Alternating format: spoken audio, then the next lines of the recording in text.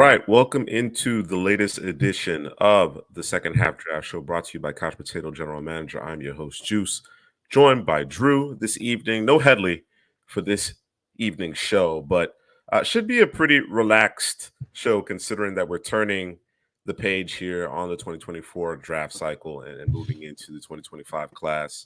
Summer scouting will certainly get underway here shortly in full breath and at full throttle. Right now, we're just kind of working through things, establishing our board, our preliminary board, ahead of the 2024 season. But the evaluation certainly will pick up, right?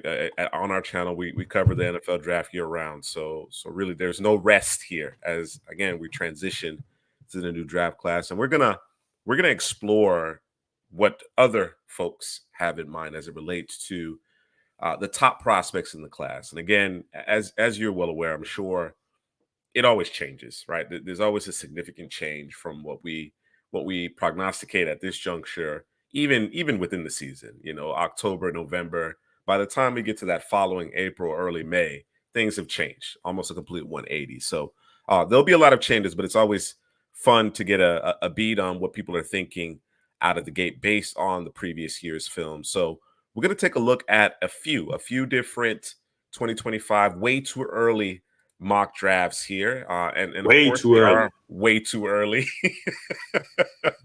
Of course they are, but it is a fun exercise. It's an intriguing exercise. So we'll get a sense of what other people are thinking, and we'll give our thoughts. Drew's going to give his thoughts. You know what I mean? I might chime in here or there, but Drew's going to give his thoughts based on what other evaluators, prognosticators may think way too early. All right.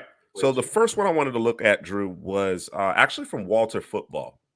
Right. Walter Football has been around for a while, obviously, but I always find Walter Football interesting because there is little that you find with the rankings on this particular publication, mock drafts, so on and so forth, that resembles consensus.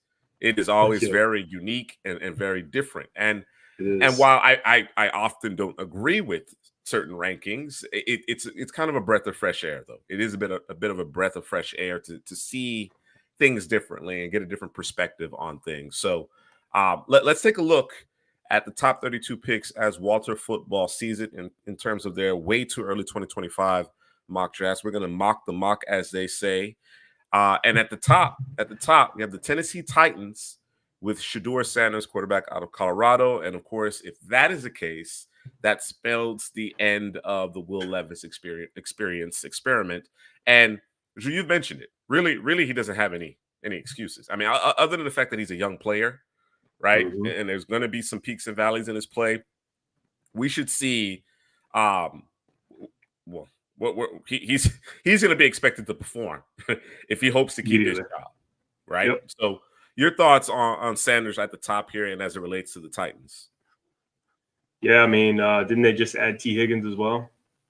So, I mean, it's time. It's go time, baby, right? And everything that they did in the draft. But, yeah, if Shedeur is going here, man, and listen, I don't know if this is one of those teams that, you know, Dion is saying, you know, Shedeur does or doesn't want to play, whatever it is. But if he ends up in Tennessee, it's going to be it'll be a surprise to me because I don't think Tennessee's picking this high. But Shedeur, listen, you talked about, I think it was it last year? I think it was last. No, it was last year, year before last. I can't remember. You said you know, guys with ice in their veins. He's the epitome of that. Unshakable, dominated in the second half of a lot of games. You want to talk about Caleb Williams playing from behind with a poor defense? His was much. Wait, Drew. Wait. Before you go any further, you mentioned T. Higgins. T. Higgins? Who was it? I thought I saw. Who was it? Calvin Ridley, you mean? No. Maybe, there was something more recently. Fooled. Yeah, this was recent, bro. Oh, the boys probably got you, man. I don't. Did they? I just be scrolling. They might have got you, bro. They might have got you. Well, no, I gotta check it, bro. I gotta check it. Let's confirm it. Let's confirm it. Yeah, let's pull it up. Let me just see. I thought I saw something. Was he in free agency? Or did I No, get so they he got was me? tagged. He was tagged, right? Okay. All right, they got me, man. They got me. Damn. I didn't want to. I don't want to let you read that. I asked, Uh, right? down the rabbit hole here on T Higgins, considering the fact that I had not seen any Nothing. You might be right. move here at this point. So I just wanted to, you All know, right, my bad. Did anybody hit me in the comment? Did anybody hit me in the it's comment early. section? Yeah. It's early. Was it Tyler Oh, Boyd, was Mr. it Seabrasky? Tyler Boyd? It might That's have who it been Boyd. was. It was Tyler Boyd that Boyd. they That's what had. it was. Okay, There all you them go. boys. They all the same to me, bro. They this color. They play receiver. They play for Come the on, man. Bengals. It's all the same, bro. It's all the same. Thank you, Mr. C. Prasky. I knew I seen something, man. What T Higgins? Yeah, my bad. Still no excuses for Will Levis.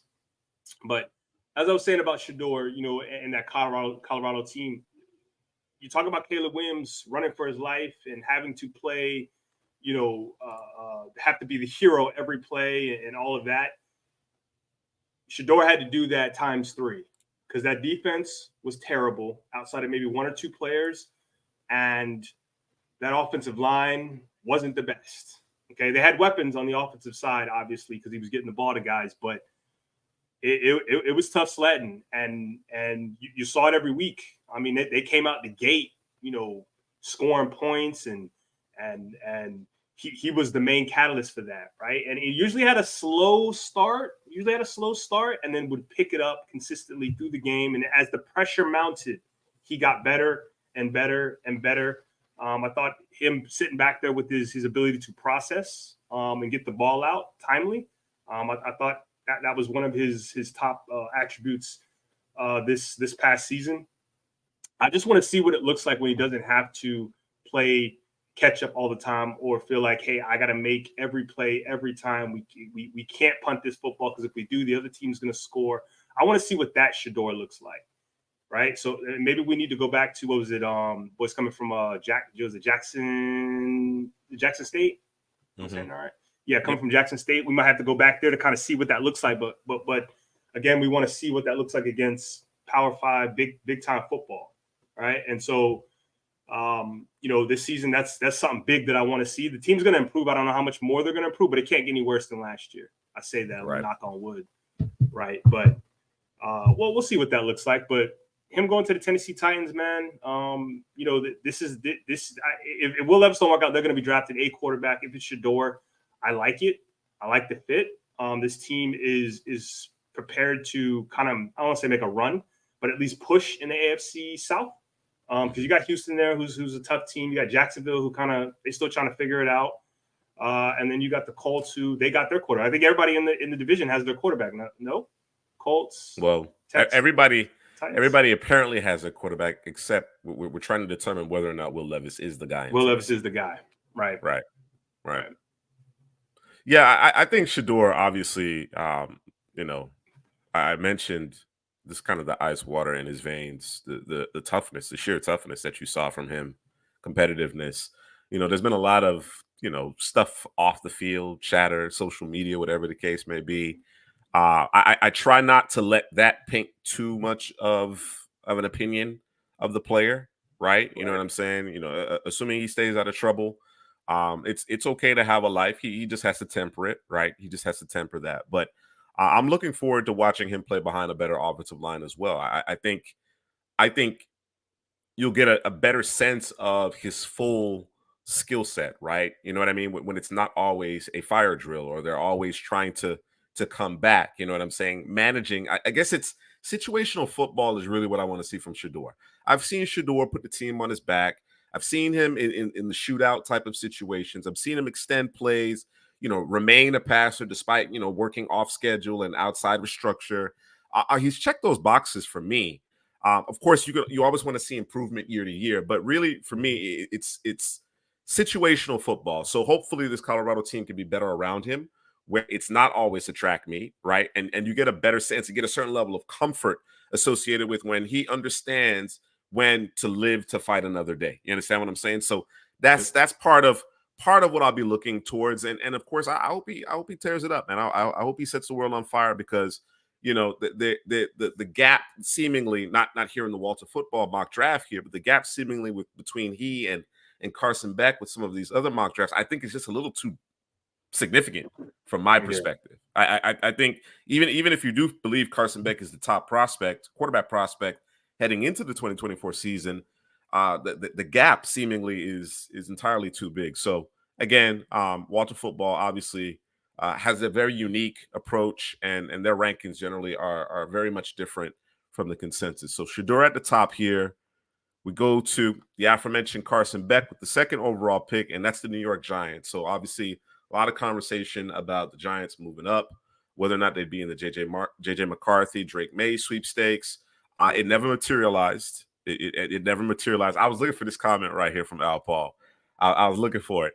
The grind never stops. Yeah, man. It never does. I was looking for this particular comment. Shout out Al Paul.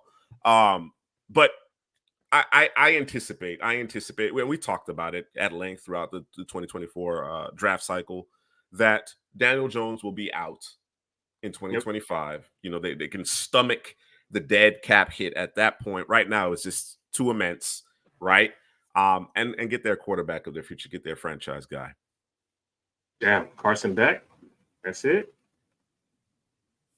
That's the guy, seemingly. I'm gonna be watching him close because the one guy I wasn't really watching when watching Georgia football was Carson Beck. Right? the little that I did see, you know, he kind of reminds me, you know, a little bit of Stetson Bennett and his ability to move, you know, and if you turn your back, man coverage, he's good to take off, get the yardage that's there. He does get the ball out efficiently and quickly if it's there to be had. But there's no Brock Bowers, so I just wonder what this team's going to look like without that, right? And who is Carson Beck, right? Sure. So he's probably going to be the top quarterback that I'm probably going to be watching the most out of all the quarterbacks that have potentially come out this year because I just want to see what it looks like without a weapon like Brock Bowers. And are we going to use our receivers this year? Well, you know what I'm saying? I would imagine. I would imagine. I'm sure the Bulldogs will have a quality stable of backs, despite some guys going pro here, as well as a quality offensive line. I think just the way Kirby Smart has recruited and the way they've kind of stuffed that roster with talent year over year, they're going to be in good shape around him. The receiver room as well, and you may see a guy emerge. You may see a guy emerge, and that a guy or two emerge because Ladd McConkey has moved on to the NFL as well. But I do believe we saw this Georgia defense kind of come back to earth a little bit. Still very talented. They'll probably be better than they were last year because there's a couple of high-end prospects on that defense, underclassmen, that'll be draft eligible. But I just think that it'll be more of the Carson Beck show. Now, what I know of and what I've watched of Carson Beck here in the early parts of summer scouting is that, and I could see why scouts like him, right? The ball comes out on time. It's the secondary and tertiary window throws. It's working the middle of the field. It's the level concepts. You can see a lot of things in terms of the types of throws that he makes that translate to the next level. My biggest concern with him is when it's not clean, right? The feet get jittery. You understand what I'm saying? The accuracy wanes. And of course, he becomes a different player. So I'd like to see him kind of level off from that perspective. But he got better. This team got better throughout the season last year. So he finished very strong, very strong. And there were a number of throws. And like I said, the types of throws that he made were very much NFL-like in terms of the anticipation, not necessarily having huge windows to put the ball into. Again, seeing the field very well and understanding that, you know, you got touchdown to check down. Those types of things is why I believe the scouts are in favor of him. So it's really about when things break down, when you don't have that great pocket or protection, can you still find ways to push the football down the field and make throws with accuracy and touch on a consistent basis. That's what I'll be keeping an eye on. You got Walter Nolan, transfer from Texas A&M. He moves on to Ole Miss. Ole Miss is trying to make a run at it, right? They've loaded up. And they're trying to make a run at it. This is, you know, expected to be a very, very impressive interior defensive line class, although this past one was bad at all, in my opinion. But this one is expected to be even better. I'm a little surprised, again, Walter Football here. because of the names that you generally see. Not because I don't think Walter Nolan has the talent, but certainly that Texas A&M group, that defense, the really impressive draft classes that they had under Jimbo Fisher, it never really materialized on the field. So I'm intrigued to see if Nolan puts it all together. He's got good film. Don't get me wrong. He's got good film. He gets after it. He's a bit of a handful in the middle of that defense. I want to see if he can really turn in some more dominant play here in the SEC. Yeah, strong, powerful, hard to move, even in the double when double teamed. Frees up the linebackers at the second level, man. He surprises offensive linemen at times with his speed or his quickness right off the snap, man. It doesn't happen all the time, but he uses it. I think he uses it wisely in terms of surprising them and getting his hands on them and getting through and getting thin and getting that penetration or that disruption up front. So, yeah, he's going to be a good player, man, for sure. I think this is the only mock we gonna. Well, let me take it back. This high. I think this high. Definitely in the first round in a couple of mock drafts here, but this high, I think that might be the qualifier there. Steve, we appreciate you. Happy Mother's Day to all the mothers upcoming here, and the idea of Jalen Monroe. There is a mock draft that we're going to get to a little bit later that you should be that may intrigue you and may surprise you as it relates to Milroe, but very talented player, and I thought he bailed Alabama out last year. We'll get to that in more detail here, but he can make a push. He can make a push. We'll see how it all works out. You got Travis Hunter here, Drew, 4th overall. The number 1 prospect in his corresponding recruiting class. 2-way star, plays hella snaps, just a superior athlete, superior talent here.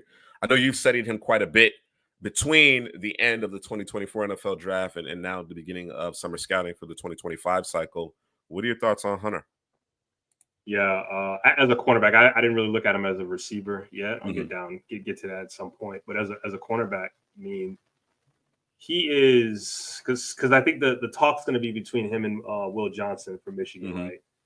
And they do it a little bit differently. I think Travis Hunter is a little bit more of the smoother, subtle player, but has some elite movement ability and his ability to be where he's not supposed. Like that's first of all, when I say this is not a good thing for a corner. Or it's not something you hear from a corner, but you hear about a corner. But he's in places he's not supposed to be, but he makes the play. So you live with it. And so I think if you're going to draft him, you have to live with that. And I think you have to allow him to do that, right? Because he don't miss often. And if I have a player who's always on and is willing to take that shot and is usually right when he does it, we got to live with that because he's a big time playmaker. Moment of truth is no issue because he plays receiver. The brother is smooth. Everything looks easy, and he keeps everything in front of him. He's a clean prospect. He's exciting to watch, man. That first game of the season last year versus was his box office. He definitely is box office. He's the whole package because my brother, he'd be telling me, hey man, this player's 5-star player, this, that, and the other. And you know how I feel about when you talk about 5-star players and all that. Listen, you go to college, you was the big fish in that small pond in high school. You turn around, you go to college. Now you the small fish in that big pond, and some guys can't. It don't work out for him. I got to go back home, or I need to go to a smaller school, or whatever it is. Although he started at a smaller school, but he could have went anywhere he wanted. He could have went anywhere. He would have been that guy no matter what, as far as we know, barring injury, right? So, but he the moment's never too big. He's ready for it. Whatever you need him to do, he's willing to do it. But yeah, going to Minnesota here, I know that he would be a great fit in that Brian Flores defense over there for Minnesota. Absolute great fit. Yeah, he's such a gifted athlete. Superior confidence because of that belief in his ability, and you see it. You see it every week. You see it every week. We can debate the way he's used or whether or not he'd be a better corner compared to safety. I think they're both money positions, right? At the end of the day, but superior ball skills. I can't imagine there being another prospect in this class who can rival him in terms of just the ball skills, finding and going and getting the football, right? I think he's in a class of his own with respect to that. At the 5th overall pick here, we got the Panthers on the clock. So an improvement here for the Panthers. And, of course, they're transitioning from on a defensive perspective. And Walter Football has him selecting Harold Perkins, sensational freshman season. And I think a very strong sophomore season as well. But he got lost in the fact that LSU defensively, collectively, wasn't very good. The way he was utilized, obviously, was a question mark. And then, of course, Jaden Daniels, Malik Neighbors, Brian Thomas, that offense stole the show this past year. So your thoughts on Perkins? Yeah, where would you want him? Is he an outside linebacker? Is he an edge? Is he a what is he? Is he a 3-4 edge? Is he a 3-4 outside linebacker? I think that's probably his home because he plays in space so well. He's quick, fast. What does Headley say? Quick, fast, and in a hurry. Like he's downhill. You blink, you might miss him. And he's excellent off the edge or blitzing in that A gap, man. And he's taking you to the ground, man. Harold Perkins, it was disappointing first couple of games. LSU defense in general was disappointing, but in terms of what they were doing early on in the season, I don't know how you come up with that plan after you watched him the previous year with what you were doing with him. Like he should be coming off the edge in most plays and most times, especially when it's favorable for the defense, right? You want to get cute a couple times, want to drop him back and get cute, sure, but that dude should be coming off the edge and he should be applying a lot of pressure consistently, man. Hopefully LSU, Brian Kelly, they've learned their lesson in terms of what they need to do with him. But, he regardless of how they used him, he was still able to be Harold Perkins. Yeah, still impacted the game. Still impacted the game, despite their best efforts to take him away. You know what I'm saying? Minimize his impact in the game. He still found a way to make a difference. He's listed at 6'1", 220. Clearly, in order to hold up as an every down pass rusher, he would need to put on some significant weight. But I don't know if he got a frame for that, but but he kind of reminds me of, and I wonder if he's going to kind of have a similar challenge here as your boy. I just had his name Hassan Reddick, right? Okay. Reddick entered the league, I think, around 235, maybe about 235, and he was played as an off-ball linebacker when he clearly was a pass rusher. And of course, when given the opportunity to be a full-time pass rusher, he's made a world of difference on whatever team he's been on. So I think it's just one of those things where you're going to have a certain level of conviction, and you're going to have to build him up. You're going to have to continue to put on and increase his strength and put on some more weight to handle the rigors of the NFL. But I'm with you. They need to just cut him loose as a pass rusher. He's capable of playing off-ball linebacker, but you minimize him. You eliminate his superpower, and the name of the game is getting after the passer. So it's going to take a team, an NFL team with a certain level of conviction. I could see him. Obviously, I think he's talented enough to be a top 10 pick, but I could see why he might get pushed down the board because of those size concerns at the end of the day. What's going on, D Kit? Drew, do you agree with this assessment? I wish Headley was here. I mean, he being our resident FSU fan. I'm not. We're gonna get to James. We're gonna get to James. We're gonna get there. I think in terms of the fit, though, I think D Kid and Fearfully Confident are making the reference here. In terms of Pierce, I think the fit might make a little bit more sense. He too is on the lighter side, but seemingly has the frame to carry more weight, right? To carry more weight. So they're Perkins and Pierce are very interesting. They are very interesting. With the 6th pick here under the Walter Football, way too early 2025 mock draft, we have Will Johnson, and the 7th and 8th picks, Mykel Williams, edge out of Georgia, going to the Bears. Will Johnson going to Dana's Cardinals with the 6th overall pick, and then Patrick Payton of FSU, edge here, going to the Broncos with the 8th overall pick. Get your thoughts on these selections here. Yeah, I mean, I talked about Will Johnson in terms of being corner 1, corner 2. Abdul, I got something to say about Abdul. We'll get there soon enough. But Will Johnson, man, that is he cornerback 1, feisty, strong, willing to fight you all the way down the football field. We see how he played in that championship game going against Roman Dudes. They had a couple. I think he had 1 or 2 pass interferences, but that's his game. That's how he play. Quick twitch, close. He's if I'm not mistaken, he's a 5-star guy. I think Headley tried to stamp him. We don't stamp 5-star guys, unfortunately, for Headley. But he's as advertised as far as I'm concerned. Willing to come up, stick it in the run game. Has the size, the strength. He's the entire package. I think him, like I said, him and Travis Hunter do it a little bit differently. But I think the result's the same in terms of being a shutdown corner, right? So yeah, Mekhi Williams, defensive end from Georgia. Let me see. Did I write any notes for him? Let me see. I don't think I did.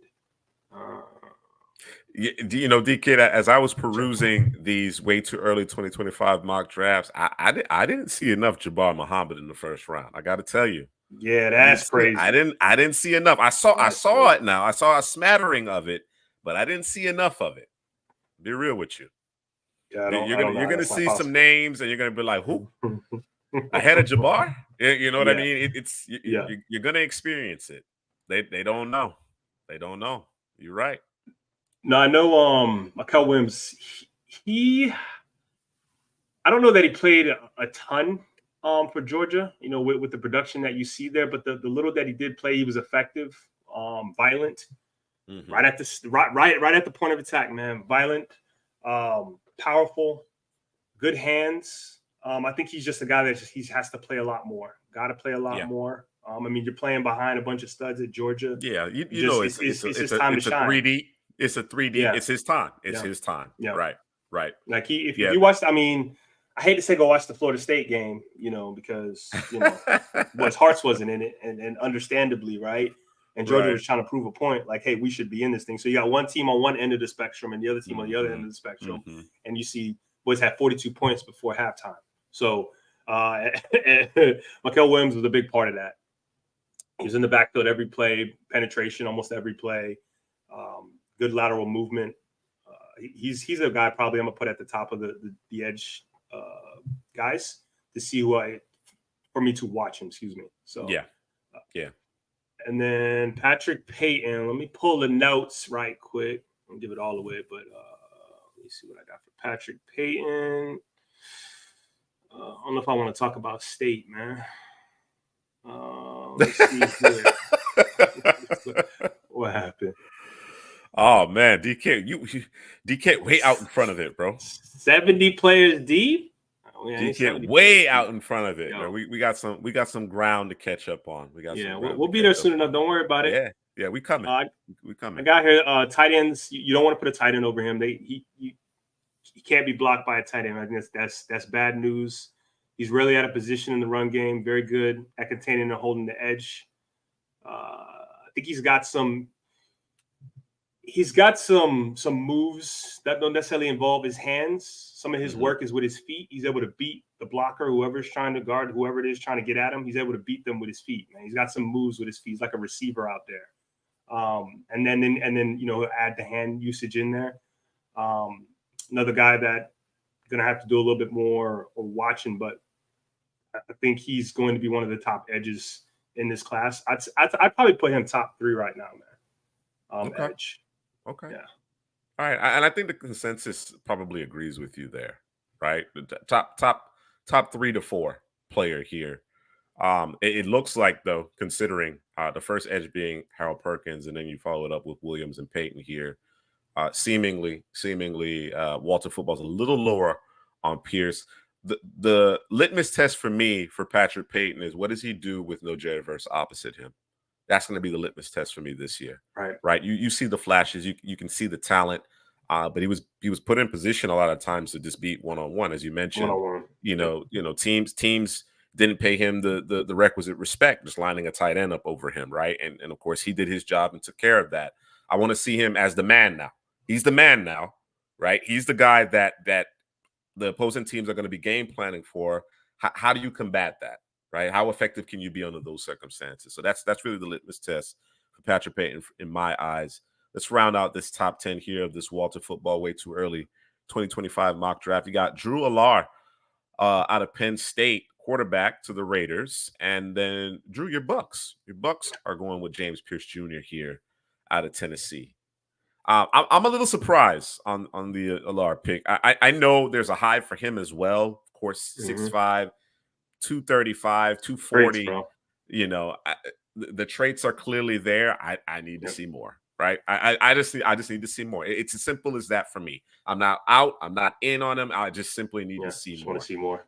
Yeah, Yeah. and I think, and I think part of it's on him, but I think part of it is that the offense. And I think, if I'm not mistaken, they fired the offensive coordinator, or they brought somebody else in, if I'm not mistaken. So, because it was a disaster, man. Like, it just looked like at times I'm waiting for him. Okay, this is the game. This is the play. It was almost, I'm almost giving him that that JJ McCarthy thing, but it just never just, he would dump it down. You know what I'm saying? It wouldn't go for the gusto. Like, it was just very reserved, very conservative. And again, I don't know if that's the offense or if that's just him or if it's a combination of both. Like, you've taken this phenom of a quarterback and you put him in a box because of the offense that you're running. And you know, they want to run the football and all of that, and Big Ten style football way back 1950 type stuff, instead of just letting this guy just sling it, right? Because he has the traits. So this year, I'm gonna look it up because I got to see who the offensive coordinator is. I'm pretty sure they fired the one before. So, but yeah, I'm with you. I just need to see it. Slow release, no touch. Okay. Well, I'll put that in. I'll put that in a note. See, check it. I'll take your word for it. The confirmation on that. I imagine there's work to be done, but again, what little that I've seen from, well, I haven't been. Oh, I didn't follow the way as. Oh, that's a guy right there. You understand what I'm saying, right? But I'm not throwing the baby out with the bathwater, particularly if we're changing offenses and perhaps we're going to run an offense that's more conducive to his skill set. I don't know. I don't know, and that's unfortunately the analysis that I have for our audience this evening on the Penn State quarterback here. James Pierce, Drew. Let's talk about it. Let's talk about it. I was right too. We were chatting on this one here. They did. They hired a new offensive coordinator. Yeah. Okay. So let's see what that looks like. I'm trying to see where he's from, but I can't find it. Anyways, all right. D Kit's in on Donovan Smith, Houston. You on Donovan Smith, huh? Oh, Donovan. Yeah. Of course. Yeah. Of course. Pierce. I got here. My first note, like I told you in the chat, bro, I said his game is based mostly on speed. I got here at times can be leany, bro. You know, I just make up my own words sometimes. Leany, angular when making contact with the offensive lineman. You know, they can never get a hand on him at times, especially when he's pass rushing. High energy, high effort, active and heavy hands. Played both with his hand in the ground and standing up. Let me see here what I got for him. Let me see. Hold on. Okay. Appears to have speed and awareness to play in space and drop into coverage. Don't know if I want him to doing that consistently. Has room to grow on his frame. That's with a 6'5", 242, assuming that's correct. You know how the boys be lying about that. Never know. It might be 6'3" and 235. I think he's probably 6'5", though, 242. That's probably right. No, he's a long athlete. Yeah, he's very long. I thought he needed to develop more moves, though. His pass rush moves. I agree. You know, and what I got here Pierce rush game reminds me of a wide receiver versus a cornerback matchup, where the wide receiver is stacking the cornerback when able to create the separation at the top of the route, bro. If you go watch the Bama game, is what I have here in my notes. So he kind of runs at the offensive lineman with the space that he has, and then he's able to kind of give him one or two moves and then get around him, you know. So that ain't gonna always work, especially for offensive tackles that get to their spot, drop the anchor, hands out, get that punch out, it's over, right? Yep. So with him being so long and lean, he should have an advantage when doing that, but you got to be able to develop some move and have a plan, right? So I think he's been able to get away with it, but that's going to catch up to him. So that's one thing I'm looking for from him. But he has the physical size that you want from the position. He has a couple of moves. Just got to round some things out, man. I agree with your assessment. I definitely agree with your assessment on Pierce. There are obviously some traits to be excited about, but I watch, and I'll be perfectly frank here. I watched his toughest competition. I didn't watch the games where he took it over against lesser competition, lesser offensive lines. I watched him against J.C. Latham. I watched him against those big boys, right? The guys we clearly viewed as NFL talent, and you could see from a physicality perspective, he just wasn't there yet, right? He didn't have the strength nor the technique in order to beat those more polished offensive tackles, guys that were clearly stronger than him. When guys got their hands on him, it was over. It was over. It's like you said, if he wasn't able to kind of beat the offensive tackle initially, and they used him in a couple different ways. I even saw them reduce him down as a 3-tech at one point. I was like, okay, maybe they like a matchup there, but he'll stand up, he'll put his hand in the ground in the even man front. So I kind of like the versatility that he offers. Clearly, there's some traits that you like, but he's got to get stronger. He's got to get stronger, and then he has to have a plan B, plan C, which should come in time. So I started thinking about it from through the lens of, where we had Dallas Turner 2 seasons ago coming into last year, right? Okay. And we were like, you know what, Dallas Turner, he needs to develop some better pass rush moves, right? Or some secondary moves, right? We know he could turn speed to power. We know he could be physical. You understand what I said? We know he can hold up against the run. I didn't see James Pierce make a single play in the 3 games I watched against the run, bro. So to me, he's further away than Dallas Turner is. I don't see the same type of explosive athlete. I don't. Yeah. So I'm obviously not saying, okay, well, he's not going to be any guy. I think the way he wins has to be a bit different. I think the way he needs to win has to be a bit different. And to me, it starts with using that length more effectively, because when he gets his arms extended, he can then go to his rip or swing move, right? Then he can kind of put the offensive tackle on their heels and then use some of his quickness, use some of his athletic ability in order to get up the field and get after the passer. Now, again, I haven't watched his best games, right? His games where he kind of took things over. I focus on his toughest opponents. And I came away wondering, okay, can you defend the run? And secondly, clearly you need to get stronger so that and more advanced in terms of your secondary and tertiary moves. But again, at first glance, and in those handful of quality pass rush snaps that I did see, you could see why folks are so excited about his upside. Dynasty Football Key. Yeah, I think certainly going into it, I'm going to be higher on Sanders than McCarthy. I still have more to watch on Beck. I still have more to watch on Beck. Again, the way he finished the season obviously was strong and certainly has catapulted him in the eyes of many here going into the 2024 season.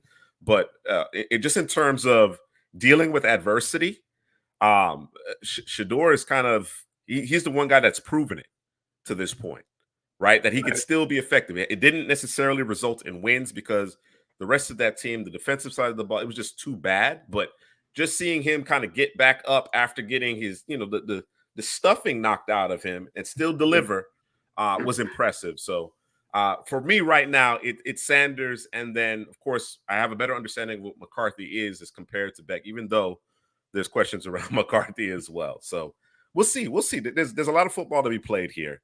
And it'll shake out as far as the quarterbacks are concerned. All right. What's going on, Dana? In the building. we got the Avengers in the building. Appreciate everybody tuning in. Let's move on. That's our top 10 here in the Walter Football Way Too Early 2025 mock draft. You got Will Campbell, offensive tackle out of LSU. Clearly that's a need here in Washington. Quinn Ewers to the Steelers. This to me suggests that Russell Wilson, Justin Fields, it's determined that they are not the solution. Of course, with Justin Fields, it's a matter of contracts, right? Russell Wilson is kind of a 1-year rental. They're going to let these two battle it out here in training camp and see who wins. But I got to tell you, Drew, I'm going to let you speak on Will Campbell, but I got to tell you, I need to see a lot from Quinn Ewers. I need to see a lot. Bro. I'm with you. There was some flashes. There was some but bruh, come on, man. Come on. Yeah. Everything can't be a softball loopy. I need you to drive the football. I need you to drive the football. Yep. Where is it? Where is it? You understand what I'm saying? Like he I'm not sure why people are talking about first round with him. That's how strongly I feel about it at this point. Because he plays for Texas. He's 5-star recruit. You know what I'm saying? Like, people can't let that stuff go. Like, someone had to fall off the face of the earth for that to take place, bro. That's just par for the course, bro. And of course they referenced it here. The way he played against Alabama, like there's some really good film, but there's just not enough of it for me.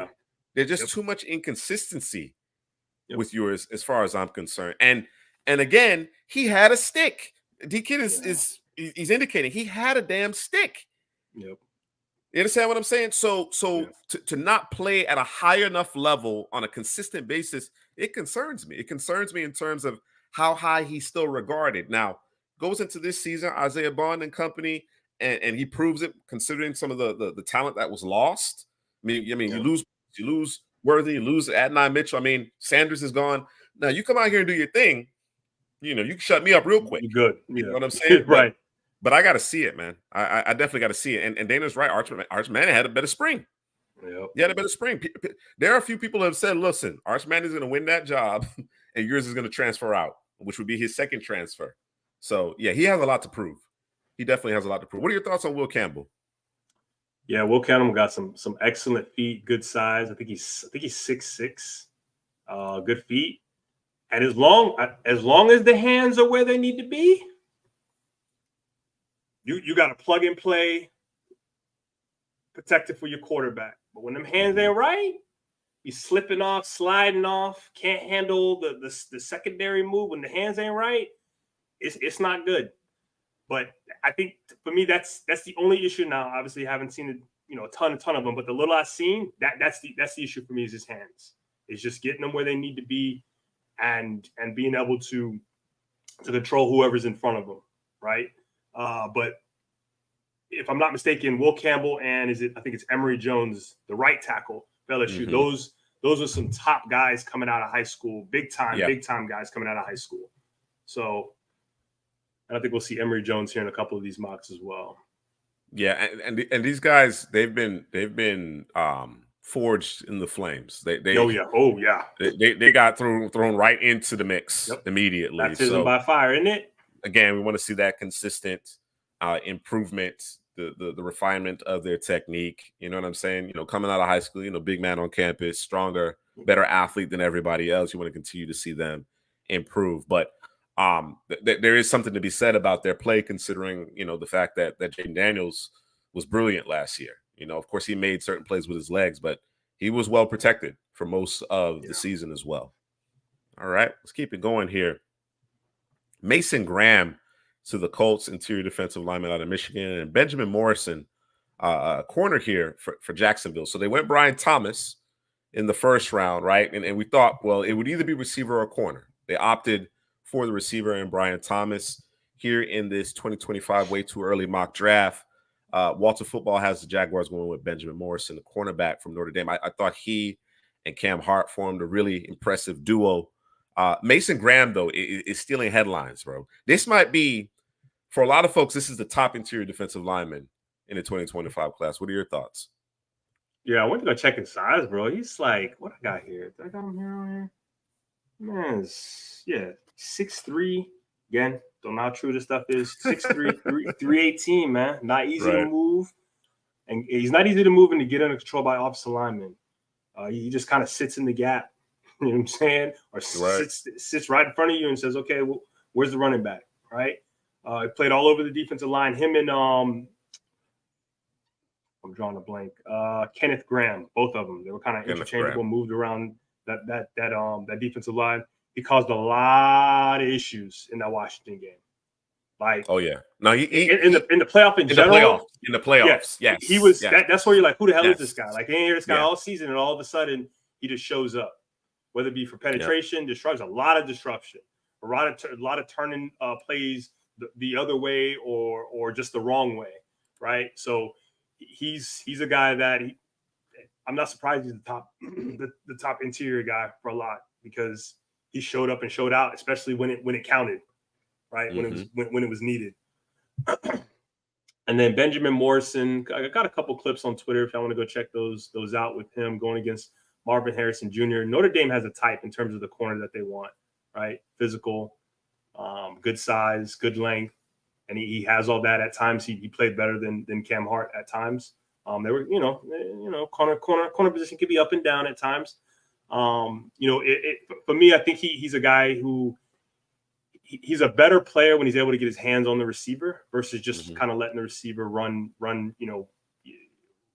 with him. I should say let me get my hands on you. Let me feel you out as we're going down the field, as you're running your route, and then break on the ball or break on you to break up the ball. I think that's the kind of corner he's going to be to me, because you have those corners who can hang in the hip pocket and then make their move.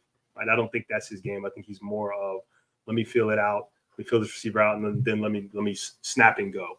Right. So, but yeah, he's going to be one of the top corners, man, in this drive. He has the size, the speed, and he's almost the whole package. Just want to see more of him, be a little bit more consistent.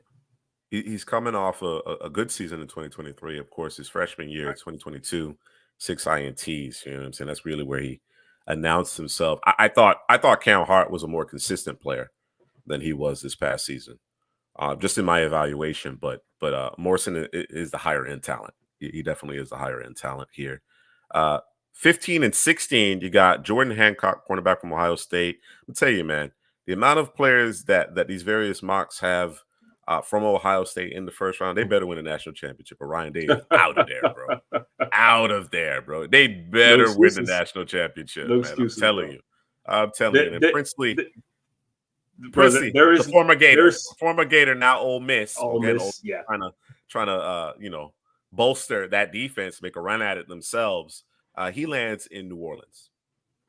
Bro, there is no school in the country that if you lose to a particular team, you're going to lose your job. If you lose to this team too many times, you're going to lose your job, and that is Ohio State, bro. You cannot lose to Michigan. We can go 0-11, but that 12th one better be a win versus Ohio State, bro. Yeah. Right? Especially when it's for the playoff run, for the natty. You know what I'm saying? Like that's a game changer, and there's no excuses. I have a feeling your boy's gonna get fired, and your boy Brian Hartline gonna take that job, bro. I'm just saying. You think so? That's just me. Yeah. Maybe not. I don't know. Because that's why receiver you, bro. You're just pumping him out over there, man. So I think, man, it's. I mean, this is why you play the games, right? You got to play the games to make a determination in terms of who's going to win. Considering the sheer amount of talent that the Wolverines lost, including their quarterback, right? And of course we can debate how essential was JJ McCarthy to the Wolverines' success week in and week out, right? There were some games where he obviously was, but more often than not, he was just captain of the ship. But that experience, his kind of, cool, calm, collective demeanor seemingly was the right sauce. You understand what I'm saying? It was the right fit for that team in terms of its makeup. You lose so much veteran talent to the NFL, and Ohio State, by and large, has it all coming back. I mean, you think about it. You think about it. Like, of course, Marvin Harrison Jr. is a big one. You know what I'm saying? Michael Hall Jr. is a big one, right, on either side of the ball. But compare that to what Michigan lost. Yeah. If Ryan Day doesn't beat Michigan this year, that might be their only loss. That may still be too much, because that would be 4 years in a row now. That'd be 4 years in a row. Yeah. He has to beat Michigan, and I think he has to compete for a national championship. I don't even think making the playoff is probably going to be enough, considering all the transfers that they brought in. Of course, the NIL that's been doled out. You know what I'm saying? And players saying, "Hey, we're going to go back. We're going to come back to school and make a run at this thing." Jordan Hancock is among that group here that's going to be pushing in the Big Ten, and of course, he's coming off the board before Denzel Burke. And I'll be frank, I'm not familiar with Jordan Hancock to that degree. I'm not ready to have a true assessment on him. Have you had an opportunity to peruse? Not just yet. So it just speaks to the depth. It speaks to the depth, the quality of football player currently on this roster. They brought back in Downs. They brought back both their edges, JT and Sawyer. Like, hey man. Then you got that monster freshman coming in, Jeremiah Smith, Brandon Ennis from a season ago, like Travion and Quinshawn. What? Donovan Jackson went back to school. Like, okay, This is It's what it is. it's Okay. not fearfully confident. It's not just his opportunity. This is his future. This is your Yes. future, bro. You are coaching for your future here, and You end up being the a coordinator. expectations, man. The expectations are sky high, sky high. Yeah. I know you're familiar with Princely though. Let's talk about him. Yeah. Real quick, let me just Dana Rocco Beck. That's Anthony Beck's son, by the way. He was former tight end for the Bucks. He really should have been a Cane, D kid. He really should have been a Cane. Was hurt. You know, I think Brian Hartline was spending all his time in South Florida to maintain that relationship. But we're gonna see. We're gonna find out because this portal thing is crazy, bro. And I'll tell you this. Had Cam Ward signed with Miami a week earlier, yeah, y'all had him. We would have got him. We would have got him. That's easy. But yeah, he's special. Yeah. He's special though. He already making plays out there, man. Yeah, man. That's a bad boy. That's a bad boy right there. No, but Princely, I'm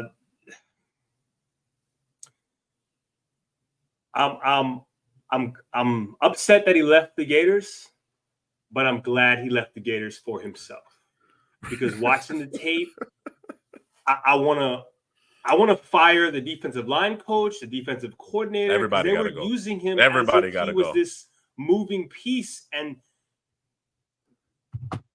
I understand why they were doing it because there's things that he can do, but at the rate that they were doing it, they weren't. They were having him out of position, and no. Just let him rush the passer. Just let him do it. Just let him do it. Because he's strong at the point of attack.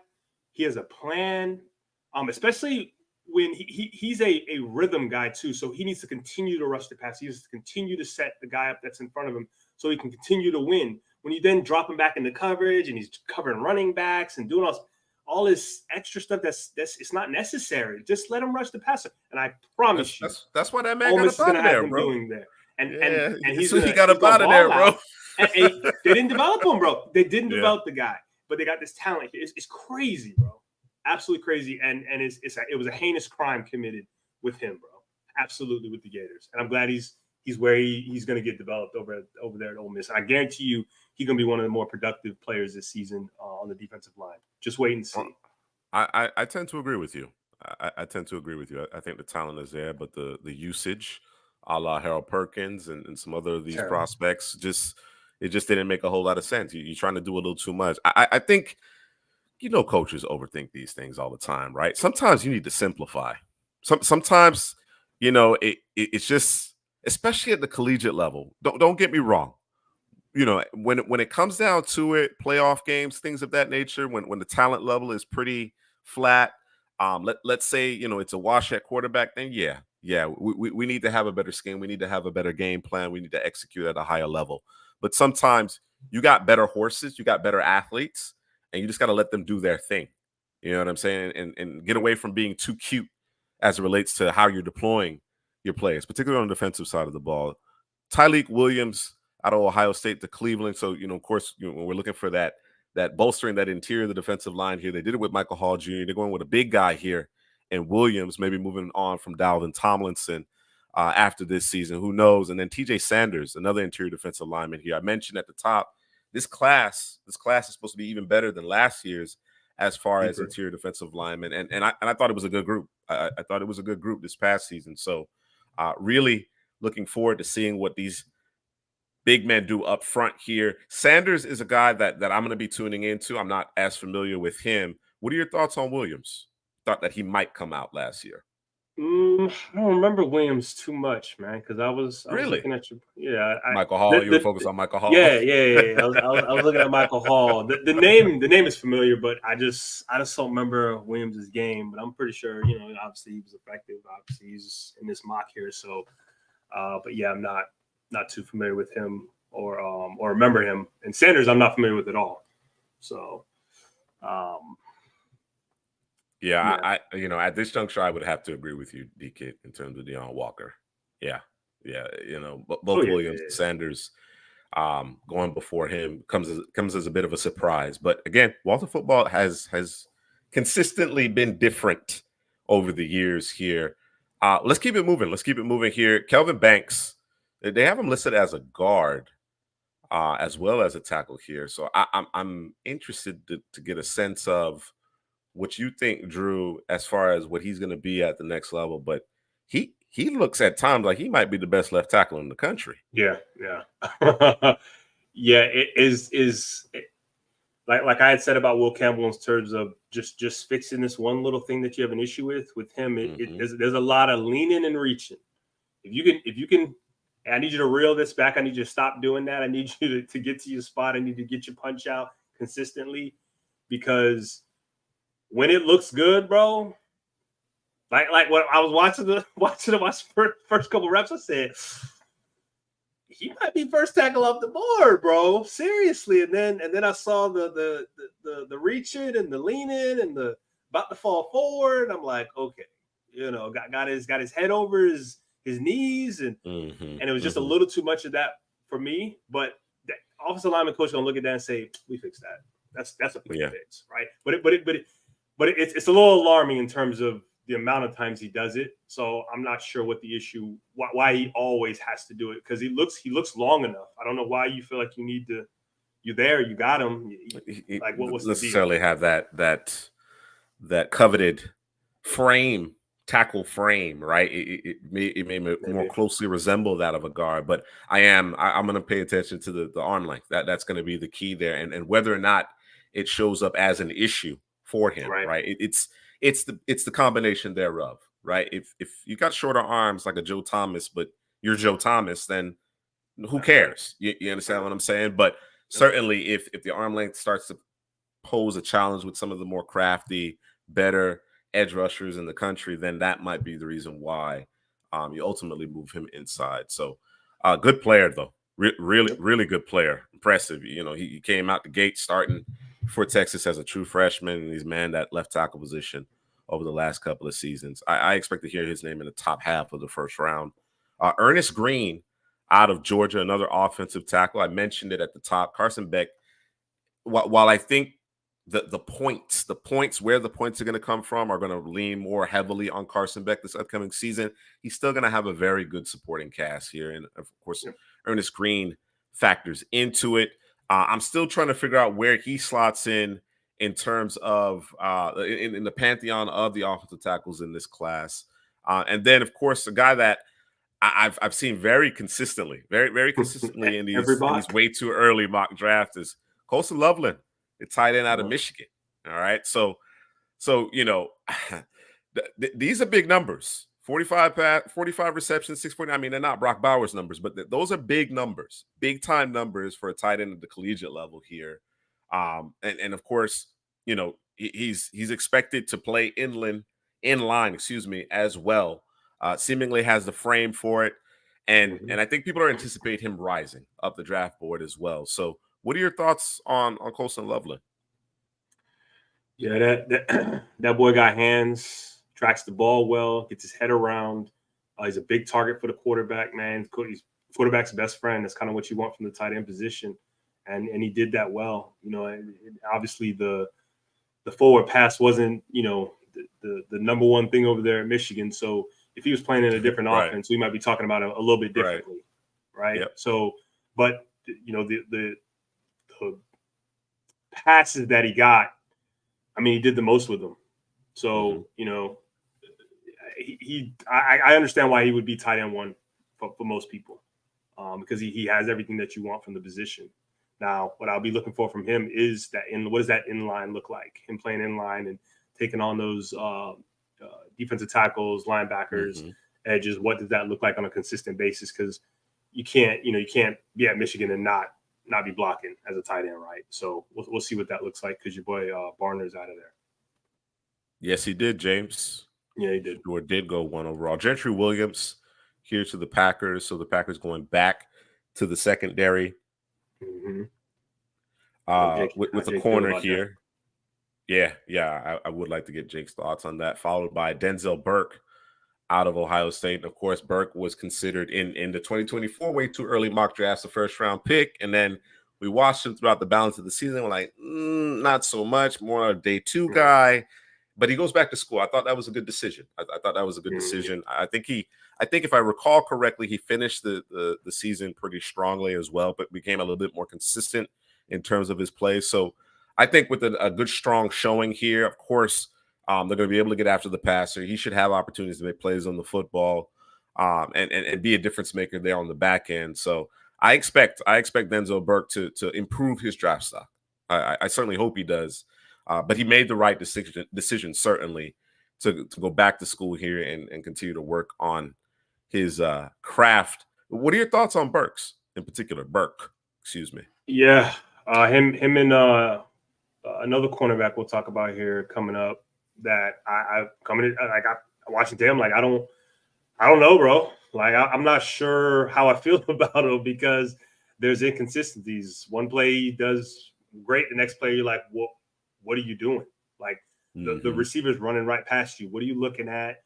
You know, so I don't know. You know, I said this. I think I might have said this last year in summer scouting.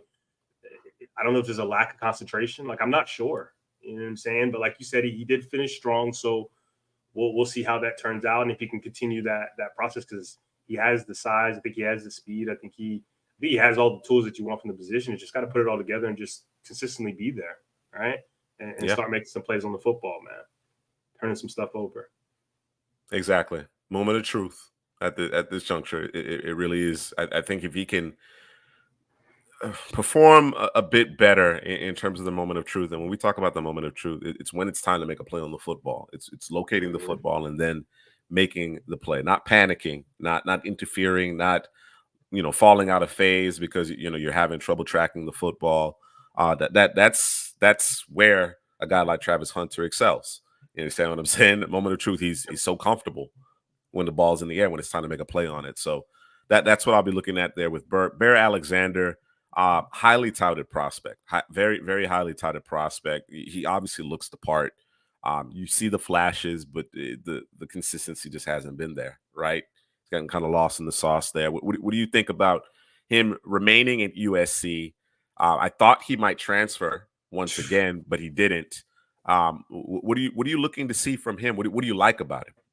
Oh, he's got to just be more consistent, man. I'm trying to see more disruption up front. I mean, but the thing is and I know as a player, a college player, you don't always want to transfer, right? Like things aren't working out, and it's not necessarily on you, but maybe it's the scheme, maybe it's the players within the scheme. Sometimes you just got to stay there and stick it out, bro, and you gotta live through it because that's a feather in your cap versus so things aren't good, so you just get the hell out of Dodge, right? So I don't know. There's a part of me that felt like he should just leave, go somewhere where, you can see his talent in full because I don't know if you're going to be able to see Bear at his best because it was Swiss cheese, bro. And as a defensive tackle, you can't do it all by yourself, right? If you know what I'm saying. Other guys got to make plays. You're making plays for other guys so that they can actually make the play, right? But they've made some changes. They've made some changes in terms of the coaching there, and maybe that was enough. Yeah, maybe that was enough to kind of make him stick around here. Right. So we'll see. We'll see. I mean, clearly there's talent there, but to your point, the consistency, his own individual consistency, and then of course when you're such a maligned group, your effort can wane. You start doing things or trying to do too much, and now you're in the wrong gap, and it's kind of a snowball effect there. So I'm trying to look at Bear Alexander through a kind of a clean prism here going into 2024, and really give him a fair evaluation from that perspective. Danny Stutzman to the Ravens. So this I guess this is suggesting that Trenton Simpson doesn't lock it down with Patrick Queen moving on to Pittsburgh. Stutzman was a guy that showed up quite a bit. Whether it be summer scouting or even in season last year, considering that, just the sheer amount of tackles that he was racking up, always around the football, always making plays.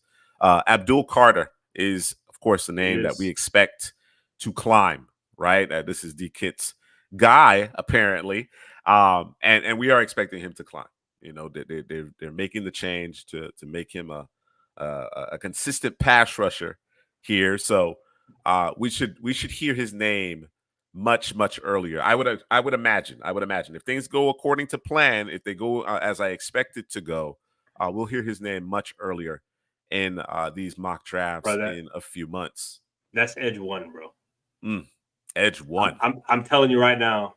Yeah, that is edge one. Yeah. Period. Period. Edge one, bro.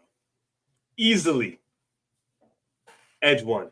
Abdul Carter and everybody else, and then everybody Yes. else. Oof. Yes, that dude plays with a different pace, with a different speed.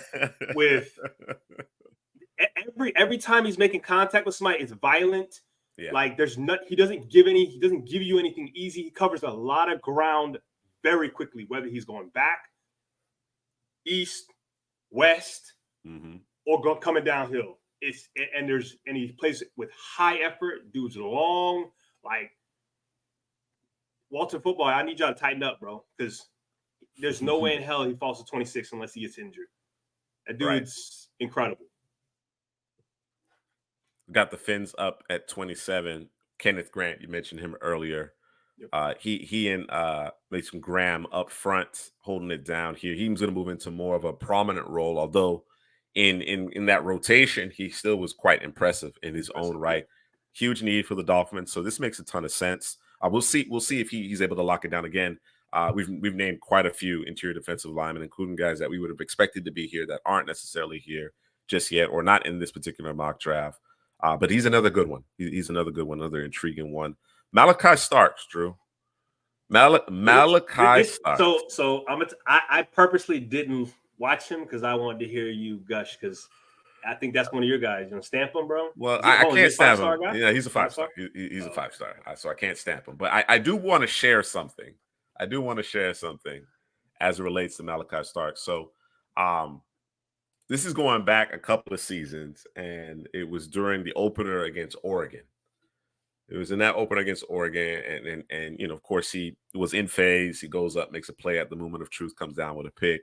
And you could just see, bro. You could just see that he's like, okay, all right. In a few years, this guy will be in the league doing this thing. You could tell. So certain guys, you can see it clear as day. But what I've come to appreciate about Starks is such a complete football player, bro. He's a complete football player. He's got the IQ. He's got the range. He's a tackling machine. Does not miss tackles. Like, he is absolutely a complete football player. But I did make a proclamation a couple of years ago. I didn't really go out on the limb because, again, it was pretty obvious how talented he was. But I want to show our audience here. Let me see if I can find it real quick. Malachi Starks is that guy, bro. That guy, from bro? day one. What number is he for Georgia?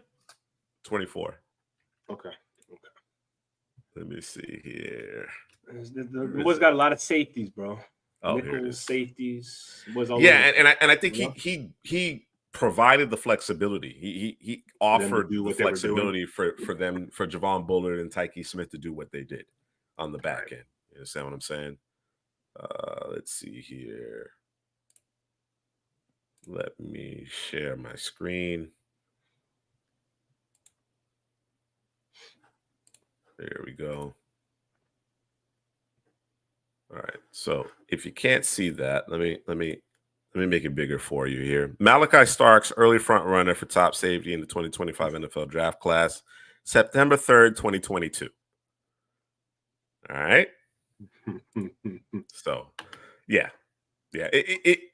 He's an easy evaluation. I think at the end of the day, it's going to come down to testing in terms of where he ultimately lands. But if he doesn't shit the bed, he's going to be a first round pick. And we haven't necessarily had guys go in the first round at safety over the last couple of seasons, but he's that talented. He's got the ability. He can play single high, split safety look.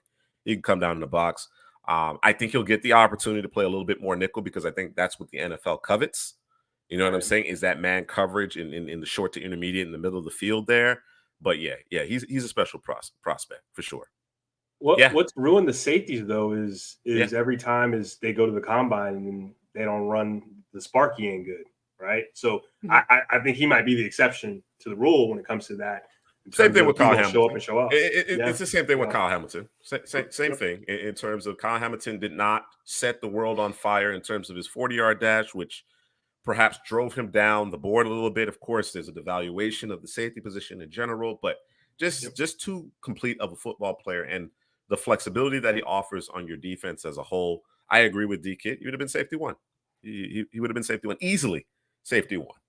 You know what I'm saying? So no real shock there. I'm just saying I put it on wax, a couple years ago.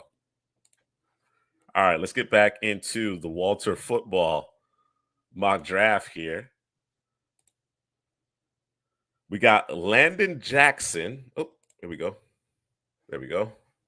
We got Landon Jackson out of Arkansas. So Detroit adding to that down line, adding to that pass rush. You got some expiring contracts, I would imagine, here. Marcus Davenport, Josh Pascal. Dalen Everett, another cornerback out of Georgia, to Kansas City as they look to replace L'Jarius Sneed. Now, I think they like some of the guys that they already have in the wings. They do a great job of developing their defensive backs, but they certainly could stand to improve the secondary.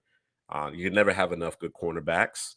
And then here, Ethan Burke out of Texas, defensive end, and Sonny Styles, safety out of Ohio State, to the Bengals. So interesting order here. Any of these players you want to? Apparently, Joe Burrow is back, bro. Joe Burrow is back, bro. You see the report about the wrist and the bone and something about the bone ain't right? Yeah, it says it'll take 2 years to heal, and so that might be an issue. Blah blah blah. But no, Landon Jackson. Go watch the Alabama tape. Couldn't be blocked. Yeah, couldn't be blocked, bro. Yeah. Couldn't be blocked, bro. It's as simple as that, James. Listen, man. I hate to do it to you, bro. I hate to do it to you, but as long as Jerry, as long as Jerry is the owner, bro, I just don't see it. I don't see it. I'm sorry, James. I am sorry. JT. I know. I don't know if it's D Kid or Mrs. E Press. Somebody gonna say that I'd be hating on JT, man. He's got because it ain't flashy, bro. He's got to do no. I don't put too much stock in terms of the flashy. I think he's a good, solid player. I'd like to see dominance. The way people talk about him is that he's this dominant force week in and week out, and he's not. He doesn't play with that level of consistency. He doesn't. So I think it's less me, but perhaps my interpretation of how others view him, where I'm like, I'm not as bullish. I'm not as bullish. So I thought he made a good decision going back to school too. I thought he definitely made a good decision going back to school. All right, let's get into another mock draft here. Let me see if I could find this. This is the very interesting one from our good friend DP. Damian Parson of the Locked On Podcast Network and the Draft Network. And we're actually going to work on a few more of these over the course of the next couple of weeks. I find them fascinating. I find them fascinating in terms of where people have certain players slated at this juncture. Again, so much can happen between now and next draft, right? We're talking about almost a full calendar year, considering, where we're at currently in the calendar year. So, a lot can change. A lot certainly can change. Real quick, I see you, DT. Yep. You said Jordan Birch is better than Jackson. You talking about Landon Jackson? And I believe Birch has more athletic player. I don't know if he's better. You're gonna make me. I'm gonna have to put that in my notes. But I think Jordan Birch is the man now. Jordan Birch is the man now. Like, I mean, again, 5-star athlete, clearly a special athlete on top of that, right? Just in terms of his sheer athleticism. But I'm ready to see him dominate. That was Brandon Doyle's team last year. Like, by the way, check out the video. The Doyless video, the steal of the draft. do us a favor. Let it play. Hit the like button. All right. Here we go. DP's Surprise, surprise. Here we go. way too early 2025 mock draft. I'm shocked at the top, bro. Shocked. Is that Shador in that New York, that Giants blue? It appears that way. Right at the top. Can you see the name right here at the top? Oh man. Yeah, DP was on one with this one. He claims he was just having fun. I think he was taking a shot. He was taking the shot at the Panthers fans and Bryce Young because, of course, Richardson with his top quarterback last year, right? And I think he was actually high on CJ Stroud as well. So having some fun with it here. But we had a conversation earlier about where Jalen Milroe might be able to kind of land after this season, and it's not outside the realm of possibility that he's a first-round pick. I love the way the young man developed over the course of the season. I've made mention of it in season, and certainly this will be kind of a recurring theme, at least through summer scouting, is that he saved Alabama's season. They gave up on him. Yeah, they brought in a bunch of ducks who couldn't push the football down the field, who couldn't move the chains, whatever the case may be, and of course.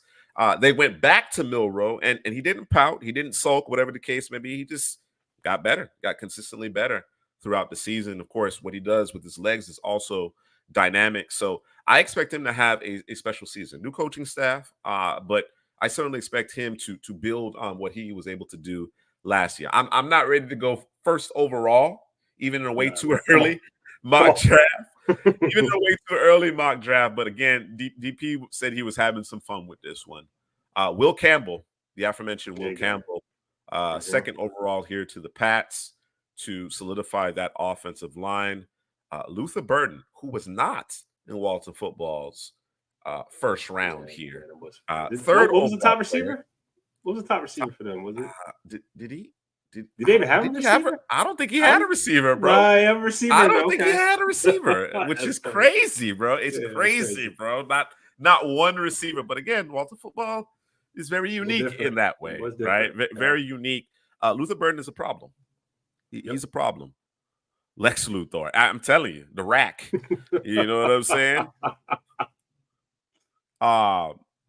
With Burden. I wonder. Do you consider him the top receiver going into the season? Is he receiver number one for you? No. You're going with Arizona, aren't you? You're going with Arizona. I think so. Yeah. Yeah. I'm going with Arizona. Yep. All right. Fair enough. Very explosive player. He's a difference maker in terms of Burden. We'll see. I think the landing spot. They did bring in Marvin Mims this season to go with Troy Franklin. They've been trying to trade Cortland Sutton forever. Of course, they move off of Jerry Jeudy. So this may be a team in play for a receiver, and Burden certainly is going to be the top receiver for quite a few individuals. The Commanders, again, coming in here with fourth overall pick, Travis Hunter to the Commanders. Again, I don't expect Hunter to get out of the top five. He's just too listen. Too valuable, man. It's too much there. There was the expectation. I mean, he's lived up to the expectation. Let's put it that way. Yep. He's just lived up to the expectations, right? It was nonsense, and of course, when you watch him and what he's asked to do, the sheer amount of snaps that he's asked to play, it's nonsense. Yep. He's an incredible athlete. Only thing slowing him down was injury, bro. And Deion said, "You need to chill. You need to." Yeah, this guy Jeremiah Smith, he just, he not draft eligible, but he he's special. He's special. Keep an eye on his teammate though. His teammate decided to stay home. JoJo, keep an eye on JoJo. There we go. No, Jeremiah Smith is special, bro. He is for sure. James Pierce here to the Titans, followed by Shador to the Giants. So D-Kid didn't get Michael Penix, but he gets Shador. I'll take it. If I were a Giants fan, I'll take that all day, bro. I'd take that. I wouldn't bat an eyelash at it. Of course, they had the Giants selecting 6th overall again. So you know what that means. Hey man, listen, defense came to play, D-Kid, I guess. The defense came to play, All right, keep it going here. We got Patrick Payton, also a top 10 pick here for Damian Parsons. Carson Beck to the Saints. Will Johnson to the Vikings, and McMillan, receiver from Arizona, rounds out the top 10. So certainly some of the same names here within the top 10, and then of course some significant differences as well, especially the first overall pick here with Jalen Milroe. We got, there you go, Mr. C. Press, Cam Ward. Cam Ward. I'm ready. I'm ready to start the agenda, to lead that bandwagon. Very, very impressive young man. Of course, he started his collegiate career at Incarnate World. Where is Incarnate World? Is that Texas? Is that Texas, D-Kid? Incarnate? Incarnate World is where he played initially. He transferred to Washington. That's the name of the college? Yes, bro. That's where he played. Incarnate World, bro.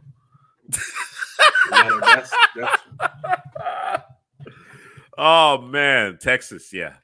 So and then he goes to Washington State, and he just he flashed 2 seasons ago. He flashed. You could see some impressive athleticism and arm talent. And then of course this past year you started to see him be a quarterback. He started to play the position. You understand what I'm saying? So I'm expecting him to, Incarnate Word. I'm expecting him to put together a special season. I think Miami has a good offensive line. They have quality skill position players, and I think he's a special talent. So I think he ultimately, when it's all said and done, will be a first-round selection. All right. The Bucs staying on the defensive side of the ball here in DP's way too early 2025 mock draft. You got the Bucs going with Benjamin Morrison out of Notre Dame. And you talked about him. We talked about this cornerback position, Drew, and I'm with DP on this one. I think y'all didn't do enough. Y'all ain't no believers, bro. Y'all ain't do enough. So here you are in the first round of next year, selecting a corner, bro. Y'all ain't no believers, bro. That's okay, bro. Just telling you, bro. You know what it is, bro? I'm gonna tell you what it is, bro. Carlton Davis gets traded, right? So you got Zion McCullum, who people don't know about him, but they're gonna find out soon enough. And then you got Dean, who people don't know about Dean, bro, but if he stays healthy, they're fine. I think people know. Stay healthy. I mean, Dean is not a household name, but I think people realize that Dean is a solid starter in this league, a quality defender. He just struggled to stay healthy. You know what I'm saying? To save his life. Now that you got Ty Key, okay, that makes things interesting at the nickel. I'm not convinced you have the corner opposite Dean. Well, they got Bryce Hall too. They bring in Bryce Hall, but yeah, they'll be drafting a corner early, bro. First 2 rounds next year, bro. First 2. I'm telling you, bro. That you're wrong. Right. Mark the tape, bro. Okay. Dixon Way, appreciate you subbing. Appreciate that. Indianapolis Colts. Okay, of course, we got Malachi Starks again, so they know what's up. Moving up the board here. Walter Football had him at 28th overall. He's 13th overall here to the Colts. Emeka Egbuka to the Steelers. Again, this was a player that we thought could find his way into the first round. What are your thoughts on Egbuka? So, I ain't got no thoughts, bro. You got thoughts. You got thoughts. You know how I was feeling last year going to the season. It was Jalen McMillan versus Emeka Egbuka. That's what it was for me, and I had Jalen McMillan all day long. So my question to anyone watching, who did you have? Obviously, Egbuka, he gets hurt, so it kind of. Actually, both of them guys got hurt. Both of them cats got hurt. But they did. Who would you rather have, Emeka or Jalen McMillan? I'm just. And we talked about this at length last year. I understand why people favor Egbuka. He's got to show me something this year. Because I think you got 2 younger players that might be better than him on this roster, bro. Between Jeremiah Smith and Brandon Ennis, you might have 2 receivers already better than him, bro. Yeah. Right? We've seen kind of this consistent, just churning out NFL talent first-round picks out of Ohio State. When you talk about the Olaves, of course, Marvin Harrison Jr., my guy Garrett Wilson, when you start talking about these players and how they stack up, Egbuka's lower than that for me. Yeah, he's significantly lower. So he has a lot to prove. He has a lot to prove. Again, I thought it was a good decision going back to school, but there's some really, really impressive youngsters in the wings here, and frankly, considering the pressure, JSN, I forgot to mention JSN. I think most would have JSN over Egbuka in terms of their evaluation of him going into the draft. Those guys gonna be nipping at his heels. You know, he might get a little edge because of seniority, but just from a talent perspective, I come on now. He has something to prove. As does Ryan Day. Emeka Ibuka has something to prove for sure. Takario Davis to the Chargers, of course, they need a corner. They need to finalize that secondary. Kelvin That might be Banks the biggest Jr. corner in the draft, by the way. Yeah, he's a big guy. Kelvin Banks Jr., we talked about him out of Texas, viewed as a tackle here. Again, understanding that he kind of has, you know, what people would say, you know, assume is as a guard frame. It's about whether or not he has the movement skills, the arm length, the ability to latch and control those edge rushers, deal with speed, deal with power. We want to continue to see that. He's been doing it for the last couple of years, clean up a couple things technically, but it's gonna my determination on Banks, and of course they've opened up, you know, the Shrine Game, the Senior Bowl to underclassmen. It's I would really like to see him. I'd like to see him in those circumstances to really make that evaluation.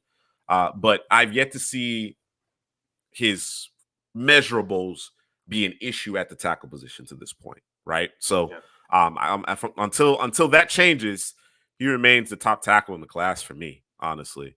Although I think, you know, the guys Campbell out of LSU seems to be a lot of people's favorite here. Quinshawn Judkins, a running back here, landing in Cleveland. So that would suggest check that tread, bro. Check that tread for them. that would, bro. Hey, Damian said he was having fun. He said he was tired of the 2024 class, and he said, you know what, I'm just gonna have some fun. I don't care. I don't care what people think. Screw everybody else. I'm gonna piss these Panthers fans off and have some fun with it. So we got Quinshawn to Cleveland, staying in the state of Ohio. Walter Nolan, of course, he's now with Ole Miss to the Chicago Bears. So the question mark is, do you go, you know, edge, or do you go interior defensive lineman here? Because when you look at Chicago, they're seemingly set everywhere else. I still think this team could stand to improve their offensive line. I still do. There seems to be kind of this oh, you know, we got the weapons now. You know what I'm saying? We have made some improvements to the offensive line, but I think they can still improve that starting five there. So I wouldn't rule that out. Evan Stewart. Of course, he wasn't in Walter Football's 2025 I didn't know he went to Oregon, bro. Yeah, he transferred. I didn't realize he transferred. Yeah, so you got to get up out of Texas A&M, man. That's the Well, I think was he the one getting in trouble over there? He was getting in trouble too. I don't think it was Stewart, was it?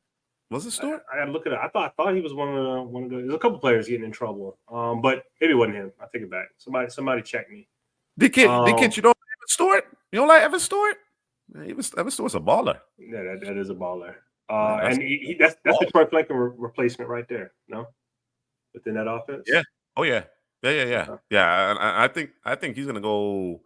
Even if he doesn't go in the first round, I think he's gonna go day two. I think he's easy. I think when he's all said and done, he's a better prospect than Troy Franklin. Tyler Booker out of Alabama to the Jets. Of course, that's the best interior guy right there, by the way. Yeah, it's been a, you know, the Jets went offensive line. They went Olu Fashanu, despite, you know, people like myself saying, hey man, Brock Bowers is there. It was a responsible thing to do. It was a responsible thing to do in terms of improving, bolstering that offensive line, getting younger, getting healthier along the offensive line. Here we're going back to the well with Tyler Booker, as Drew mentioned, the top interior offensive lineman in the class at this juncture. Again, Hadley should be excited about this. Abdul Carter to the Falcons. Again, too low. Absolutely not. Too low. You're not trying to see that, huh? No, bro. Absolutely not, bro. Can't have it. Absolutely not, bro. Cannot have it. That dude's going in the top 5, bro. Yeah. Going in the top 5. I hear you. There's that guy, Colston Loveland, once again. And of course, this would be a good fit in terms of what the Dolphins are looking for. They're looking for more size in terms of their passing options, whether it be at the receiver or tight end position. And you mentioned it, Drew. Had he been in a different offense, and there aren't a lot of offenses that feature the tight end position in the passing game in college football, right? So I don't want to necessarily take that away from what Michigan did with him. They clearly understood his talent and got him the football at a pretty decent clip. But if he were, let's juxtapose it to an NFL offense in which teams generally do get the ball to their tight ends. You know what I'm saying? If you have a pass catching tight end, He seems to be a big time option here and the top tight end going into the 2024 NFL draft. Emory Jones, you mentioned him during the Walter Football Mock draft. The other offensive tackle here at LSU opposite Campbell, Will Campbell, who was going second overall here in Damien's mock draft. There's Walker, Deion Walker out of Kentucky. Been watching him since he was a freshman, bro. Yeah, he's a bad boy. He's a bad boy. I'm not sure why he wasn't in Walter football. I understand why Walter likes to do his own thing, right? We're getting no receivers in his first round. tackles. Right. Hey, listen, all beef and potatoes, bro. Beef and potatoes. That's it. But Deion Walker out of Kentucky. Let's talk about him a little bit. You said you've been watching him since he was a freshman. What do you like about him? Well, first of all, I know this is going to happen in college, but I need them to stop just putting these guys at edge. Let that man work in the middle. Let him do his thing from the middle. I know, it helps your team and all of that, but he was getting the same treatment that your boy from Dwayne Carter was getting from Duke, where they were just kind of putting them all over the place. But I think he is an interior defensive lineman, wide body, strong, powerful. I think he's 6'6", if I'm not mistaken. Is one of his biggest issues. Obviously, he's 6'6", just leverage. You gotta stay low, but you're asking him a lot if you're gonna ask him to do that. But his ability to hold up at the point of attack, his ability to kind of set offensive linemen up, kind of lull them to sleep with, okay, I'm coming with the same old hand usage, I guess I should say, but then I'm going to hit you with the swim. Like he sets offensive linemen up consistently. So he's kind of keeping you on your toes. Yeah, Walker 6'6", 350 with a motor. Yeah, bro, it's crazy, man. Like he's a lot of defensive tackles. They're either one or the other. They're either very quick or they're very strong at the point of attack, right? Stack and shed clear. Like he has all of that. He gives you all of that in one as a player. And he's 6'6", 350. Like that's not supposed to be physically possible. The only thing I would be checking to make sure that he doesn't get injured, because again, you know how I feel about guys at a certain height, certain weight, playing a certain position. If they're injured, you know what that means. Their body can't keep up with it. But if he's functioning well and moving well, hey man, let him have at it. Let's go, bro. That's the only concern that I have with him right now is just staying healthy and just run it back one more game, man. I'm smiling because of the back and forth here in the comment section. So of course, Drew, you've mentioned Abdul Carter is the top edge in this class, not getting out of the top 5. D Kid is like, DP, we got Abdul Carter at 21 overall. What's happening? And DP said, man, hey man, a lot of thought didn't go into this, man. Like I said, you got to understand. You got to understand. DP was probably running on fumes. I know what DP wanted to do. He wanted to get off his shot at the Panthers fans off top, and then put this thing behind him so he could take a little time to himself. So appreciate you checking in, DP. That's our peoples right there. Let's keep it going here. 25th overall, Dennis Sutton out of Penn State. So going back to the Penn State well here. Another talented player. What are your thoughts on him, Drew? Of course, you get enamored with Carter. There's too many Penn State guys, bro. Like we had Chop, we had Adiza Isaac, you had what's the linebacker's name? I forgot his name. Oh my god, I'm drawing a blank. You got Abdul, come on, man. It's too much, man. I don't even, what number is he? DP, what number is he? I don't even know what number he is, man. Let me put him in my notes, man. Make sure I watch him for them guys. All right.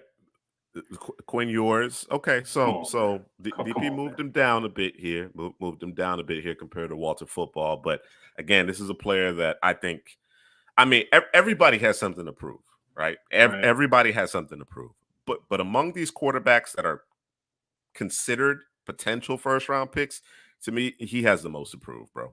He got to win me over.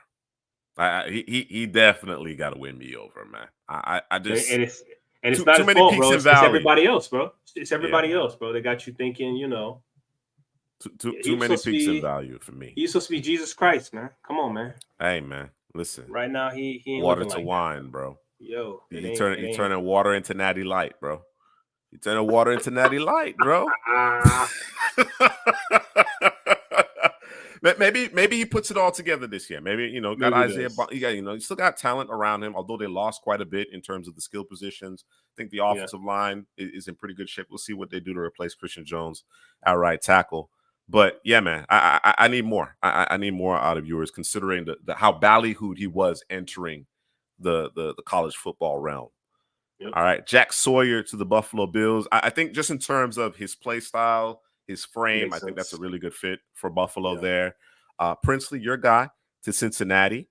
And, they're talking about Trey Hendricks saying he wanted more money. And, I'm not sure what the Sam Hubbard contract is. Bengals like to be kind of a year in front of it. You add him to that defensive line rotation, and they're in really good shape. They're in really good shape. They got to, as long as they keep Joe Burrow healthy, man, they're going to be right in position. Be all right. And a guy like Princely can help you get off the field on third down for sure. There's your guy, Landon Jackson. I think that's a perfect fit here in Detroit. DP put both the running backs from Ohio State in this boy right here. You got Travion Henderson landed to Baltimore. All right. So I guess it's a one and done with Derrick Henry, perhaps. I do know that DP is a Henderson. He's always been a Henderson guy. Talented football player, of course, entering the college football, out of high school, highly touted prospect, set the world on fire as a freshman, and then he's dealt with injuries. With injuries here. If we could see him healthy, if we can get a healthy season out of him, he has a talent to be a first-round selection for sure. Jabbar Muhammad, there's the respect. And I think when it's all said and done, he'll be further up. And we even had the conversation with DP at the Senior Bowl. Remember, I'm not sure if you recall it, Drew. The DP said, I don't even know why Jabbar went back to school. Yeah, why he went back. Yeah, I remember. We was all wondering, what are you doing? We were like, what are you doing, bro? Yeah. What are you doing, bro? After that Texas performance, it's like, bro, like let's punch our ticket, man. Let's get this paper. You understand what I'm saying? But Jabbar Muhammad, and I think this will be one of those names that continues to rise throughout the process. All right. And then Mason Graham, which I'm not mad at it, right? People are probably, their heads are exploding. Why isn't he the top interior defensive lineman off the board? How could he be, outside of the top 10 or top 15? He put together really great games during the playoff run, right? Like incredible. And I think because of that exposure, because of that visibility, we've perhaps jumped the shark a little bit. You understand what I'm saying? Now, when it's all said and done, Mason Graham may be the man. He may be the man, but I'm not ready to say unequivocally that he should be a top 5, top 10 guy at this juncture. So we'll see how it all plays out, man. DP said, he got the link. Jabbar this week, expect the big season under landing. Yeah. Yep. For sure. Jabari gonna do what your boy didn't do. What's my guy Kyrie Jackson? He gonna do what Kyrie Jackson didn't do, man. Gonna turn the football over, be productive. Not that Kyrie had a bad season, but the whole Kyrie Jackson thing was interesting, right? Because I heard the reports that some folks within the Alabama building thought he was the best defensive back in the room, and this is a defensive backfield that had Terran Arnold, Patrick Surtain at one point, your boy Branch, like they had studs. They had studs, and they felt like he was the most talented. So I wonder if it's just a matter of unlocking him at the next level. You understand what I'm saying? Because the size, you can't teach that. At the cornerback position, you simply can't teach that. So, if he puts it all together, he could be one of those steals you mentioned. And speaking of steals, watch the video. Watch the Brandon Doyless video, bro. That is the steal of the draft. Don't let anybody tell you differently. There wasn't a better pick in terms of value in this draft than Brandon Doyless. So be sure to check that video out on the channel. As I mentioned over the course of the next couple of weeks, as we get further and further into our evaluation with the 2025 prospects, we'll go through another handful of mock drafts, way too early 2025 mock drafts, get a sense of what people in the industry are thinking. We'll react to them. And then, of course, I think within the next 2 weeks here, Drew, we're going to get into the team-by-team evaluation of prospects, really drilling down into the film, giving everyone their thoughts, soliciting feedback from our audience. So you guys stay tuned. We're gonna turn up the heat here in terms of the 2025 cycle in short order. All right. So for Drew, This is Juice. We will see you guys next week.